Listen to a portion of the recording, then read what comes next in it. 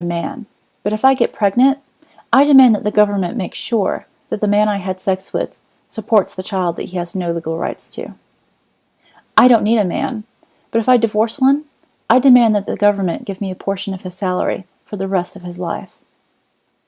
I don't need a man, but if my ex-husband or ex-lover can't supply enough money for my children and I, then I demand that the taxpayers support us. I don't need a man, but I demand that standards be lowered and incentives be provided so that I can compete with men in any field that I like.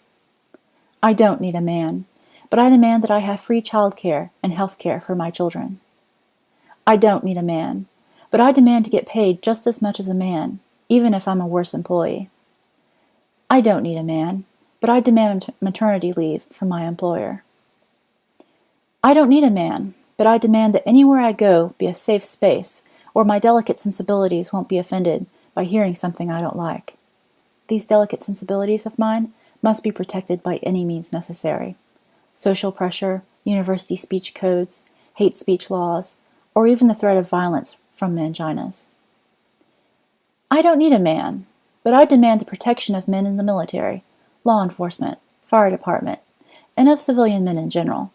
And I demand that I gain entry into any of the previously mentioned occupations with much lower physical standards. I don't need a man, but I demand that any accusation I make against men be accepted unconditionally by the authorities. I don't need a man, but I demand entry into all male-only spaces, and further demand that the men there must change to accommodate me and my desires.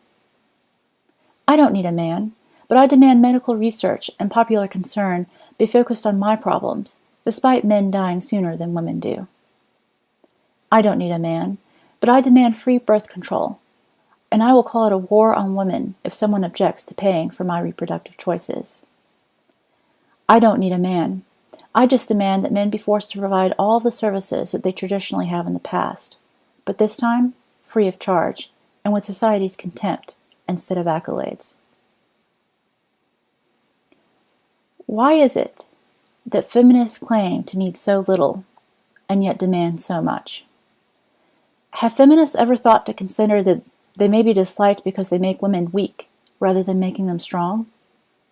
You see, men and women have worked together for countless millennia to survive in this harsh world together. Men have done their part. They've died by the millions in wars, they've slaved their lives away in grueling jobs, and by their labor, by their blood and sweat and tears, they have built this modern world where life doesn't have to be as cheap as it once was. Modern Western civilization is a place of prosperity, where women no longer die by droves in childbirth, where natural predators no longer prowl the woods in search of human prey, and where we don't need to live in constant fear of a rival tribe invading and enslaving or exterminating us. Yes, it's a great world that Western men have built. But despite all of our comforts and luxuries and protections, men still serve as the backbone of this society. Men still work incredibly hard to maintain what we have, and even build a brighter future. They are still needed to provide for women and children, to protect us from criminals and hostile nations.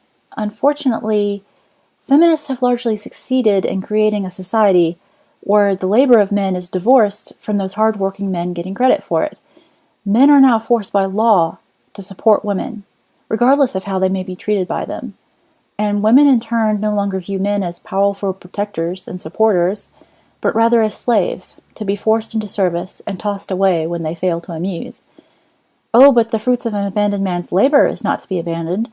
The discarded male can continue to work to support the woman who no longer wants anything to do with him. Is it any wonder why women in this society have no respect for men, when everything that men have traditionally provided, and continue to provide, is supplied by the government instead? Is it any wonder why women who have evolved to respect strength and power look not to men, but instead to the government as their provider and protector?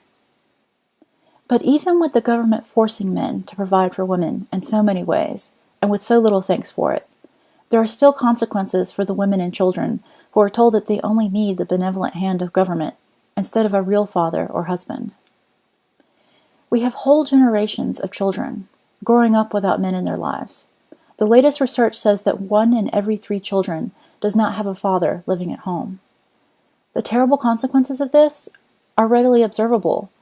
We have women becoming increasingly bitter and entitled, despite receiving all that they demand and more, like spoiled children who throw a tantrum at the drop of a hat. We have men who feel increasingly bitter and alienated, finding it more and more difficult to support a society that not only fails to recognize their vital contributions, but also blames them for all of its problems, real or imagined. I really don't believe that the misandry that dominates our society can last that much longer in the scheme of things. It's a sickness that infects Western society and one from which we will either recover or die. To devalue half of our population, to exploit them, manipulate them, can only be sustained for so long. Well, that's all I have to say about that. Before I go, I just want to thank A Voice for Men Radio for featuring my videos on their blog. You guys are awesome, and I really appreciate all that you do. In the unlikely event that you like my videos, but you haven't seen A Voice for Men, check out the link below. I'd also like to thank Benjamin and Soul Books for donating to my channel. I'm so grateful for your support. Thank you. Until next time, this is Shieldwife, and thanks for watching.